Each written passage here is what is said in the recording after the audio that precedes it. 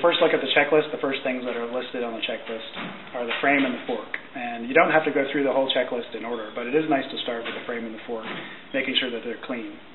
Cleaning the bike is a good way to become intimately aware of whether there was any damage done to the frame if the bike was in an accident. And if you get to that point and you realize that the frame is bent, then you don't want to do any more work on the bike. We have to scrap it.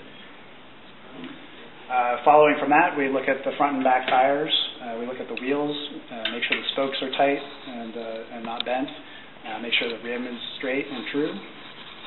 We look at the brakes. The brakes are here, front and back and front.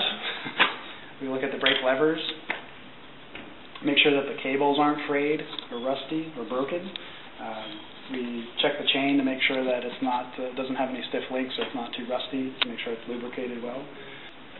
The bottom bracket is a term that not a lot of people know, but it's the set of bearings that are down here. The crank is attached to the bottom bracket, and that's the part that the pedals are attached to.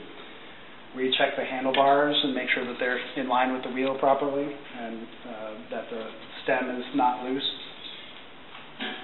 The headset is a set of bearings here and here in the head tube, which allows you to steer properly. We make sure that it's not too tight and not too loose. We check the saddle to make sure it's in good condition, make sure it's straight and level.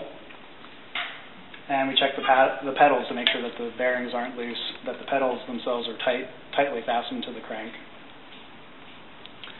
And from there we go to the ride test.